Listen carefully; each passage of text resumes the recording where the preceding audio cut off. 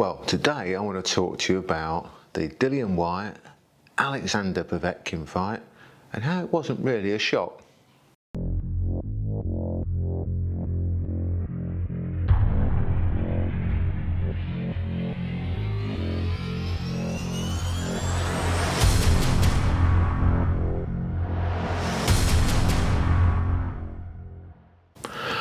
All I saw after the fight was what a shock it was that Whyte's just been knocked out and blah blah blah. And it's an amazing shock. This is a shock. That's a shock. Blah blah blah blah blah blah. Hold on one moment. You have the former European and world amateur champion, former Olympic gold medalist, former world professional champion, fought at the highest level for years and years and years and years and years. Amateur background, 125-7, I think it is, and all 7 losses avenged.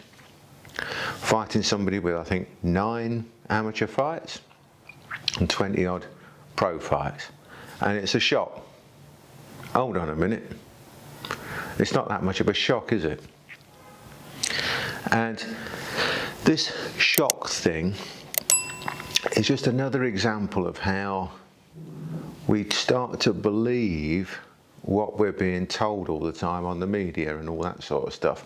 This sounds a bit political, but I'm not like that. But if something's told to you enough times, you believe it. It becomes the truth because everybody keeps saying it, therefore it must be true. Because all the Sky pundits, all the UK experts and all that sort of stuff, it's a shock, it's a shock, I've never seen anything like it, a lucky punch, it's this, that and the other. Well, when you actually watch the fight, Povetkin did that same slip off in the 4th round, where he got caught a couple of times admittedly, but he did that same slip off and missed with an uppercut in the 4th. Which was an indication to me anyway that he did try it once before. So it's not that lucky, is it? Because he had a failed attempt at it in the 4th round. Nobody seemed to mention that, but there you go. Anyway, it brings on to a wider, more important point, especially when it comes to our training, our martial arts and our self-defense. Because something like this Whyte Povetkin major shock, everything's a shock, isn't it? If you're told this is the way it is, this is the way it is, and suddenly it's not.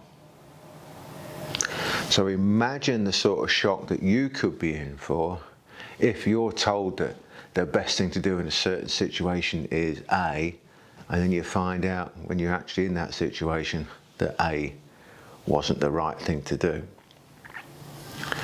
So it's a bit like somebody saying, we've got a brilliant knife defense, you know, you can just block it or crescent kick the knife out of their hand. Really? Okay. Sometimes you need to think, hold on a minute, let's analyse this. Is it really right? So when they have a situation like in that Whyte Povetkin fight, where all of a sudden the narrative from the people in England and all the pundits wanting Whyte to win is that he's a strong favourite, it's just to get through him, tough fight, but he's a strong favourite, mate, he's over the hill, he's old, yada yada yada, on to bigger and better things. Now, it could well be that they did genuinely underestimate him, which is something you can never, ever, ever do in a real fight. And when you're a professional fighter and your job, your sole job, is to get in there in the best condition you can be in and fight to the best of your ability, what are you doing underestimating your opponent? You're not professional, are you? It's as simple as that. It's a little bugbear of mine, that one. Another one, having the fighters being out of shape. It's your job, get in shape. What's wrong with you? You've got nothing else to do in life apart from train, be as fit and conditioned as you can possibly be, and go and fight. You're making millions of dollars and you can't be asked to be in shape when you get in the ring. Get out of here. All right? Another bugbear of mine. But it comes back to our own martial arts and self-defense training. All right? We're not getting paid millions of dollars to go and have a row. We might get picked on the way to the car, on the way out of the supermarket, on the way to the bank, ATM, whatever. We've got to be ready to protect ourselves and be extremely effective in what we do. We've got to go full pelt. We've got to be able to go full pelt for as long as it takes. So our own training, we've got to train that way. We've got to get ourselves conditioned that we could go and do it. We've also got to make sure that we don't get a shock in our training, in so much as we understand whether we're training correctly or not. We understand that what we're learning has got a very high chance of success. Nothing's 100%, okay? But there are certain things that have got a much better chance of working than others, right? The odds of landing a jumping, spinning 540 kick followed by an amazing takedown and a spin around armbar like that in the middle of a street fight, in the middle of a pub, something like that, pretty low. The odds of landing a big right hand on the chops, much higher. So you're obviously going to go with percentages, right? In a ring fight, cage fight or something like that, you see all sorts of fancy stuff will work. But we're not worried about that. Talking about your self-defense stuff, you know, you got to go with stuff that's high percentage. It really is that simple. So, anyway, what have we learned from this Whyte Povetkin thing?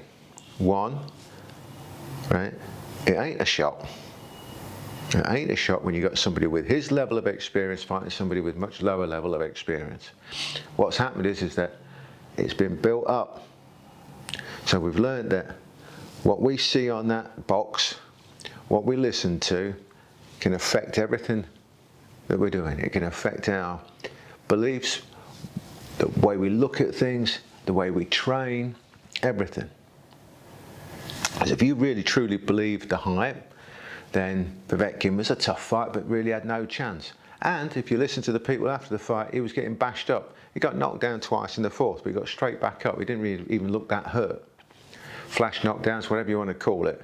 But he came out in the fifth and did the same move that he attempted in the fourth that didn't come off for him. He slipped off, come in with that lead uppercut. In the fifth, did it, knocked him out. In the fourth, he missed. So to say it's a lucky punch, I don't go with that one. It's something that he'd been setting up. All the way through, he'd been throwing, he'd done that slip off, and he'd thrown a body shot. He'd thrown a hook to the body, and he'd landed quite a lot of them. So, when you know that somebody always slips off this side, always throws a hook to the body, you're going to be coming back and covering that hook to the body. And that's when he came in with the uppercut, and boom. I might be giving Povetkin too much credit, but I doubt it. When somebody's got that level of experience, that background, it's highly likely that they actually did mean to land what they landed.